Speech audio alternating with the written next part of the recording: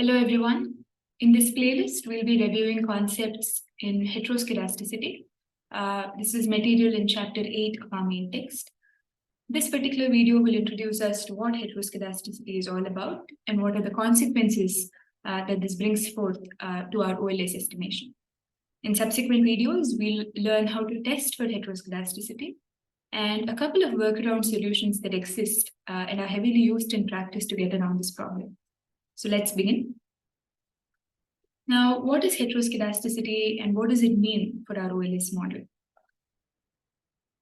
If you recall, homoscedasticity, which actually forms assumption number 5 of our MLR assumptions, homoscedasticity tells us that the conditional variance of the error terms is a constant.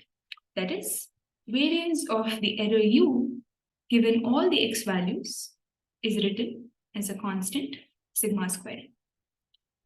This means that none of the explanatory variables have any information about how the error values are distributed, the general variance of their distribution. Now, if you were to visualize this graphically, if you were to just focus on a set of x values and understand, look and see how the error terms for those particular x values are distributed, that distribution should have a variance sigma square. And regardless of whichever combination of x values you decide to look at, the distribution of the errors in each of those combinations should just have the same variance, same constant variance, sigma square. That is the assumption of homoscedasticity. Now, homoscedasticity will naturally fail when the variance of these unobservables changes across different segments of the population. If the distribution of the errors varies along with the x values, then our variance is no longer a constant, but rather it depends or it varies with the x values, and that's when homoscedasticity fails. Now, the primary issue that arises when we no longer have homoscedastic errors is that the way we do statistical inference is now a tad more difficult, because we need homoscedastic errors to justify our use of t-tests and f-tests and the way we construct confidence intervals. So what are the overall consequences of heteroscedastic errors in the OLS setup? Now, whenever MLR5 doesn't hold, whenever homoscedasticity fails, turns out certain properties of your OLS estimators are still untouched. Now, OLS estimators continue to stay unbiased, and they're also consistent because those properties require only assumptions 1 to 4.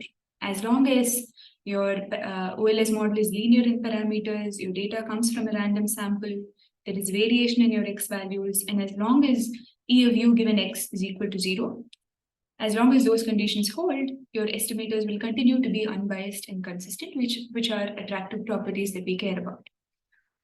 And the R-square measure, the interpretation of that also doesn't change. Whether you use the normal R-square or the adjusted R-square, the way R-square is constructed it doesn't depend on whether heteroscedasticity is there in the data set or not. And the R-square and R-bar square are consistent estimators of the population R-square, and therefore that property is also, that measure is also not affected. What tends to be affected is that heteroscedasticity now invalidates the variance formula of our OLS estimators. So the particular expression that we use to construct the variance of any slope coefficient beta hat j is now biased. So if you recall, the variance of beta hat has this sigma hat square term there. And when we initially constructed that particular expression, we kept reiterating that that expression is valid only when homoscedasticity is in place, is in effect. Now, when homoscedasticity fails, that variance formula that we've learned it, the way we've learned it so far, no longer continues to hold. So when your variance becomes biased, your standard errors are also biased. And when your standard errors are biased, your usual t-tests and the confidence intervals that you construct are no longer valid. and therefore our hypothesis tests are valid. Our F statistics are also invalid. So, and because the variance is now biased, the blue property no longer holds. It is no longer an efficient estimator, meaning the variance is no longer the least in the class of linear unbiased estimators. And this trouble does not vanish even when we start having really large sample sizes. So OLS is no longer asymptotically efficient as well. So to summarize, when you have heteroscedasticity, unbiasedness and consistency don't get affected. What gets affected is the variance of your beta hat. And because your variance is now biased, your standard errors are biased, and which further affects the construction of T and F statistics and the way we do hypothesis testing and construct confidence intervals. So does that mean that OLS is no longer useful? Fortunately for us, that is not the case. Economists have figured out some really creative solutions around this problem, and they continue to be used very widely in practice. So in the next video, we'll go over a very commonly used approach to get around this, and I'll see you there.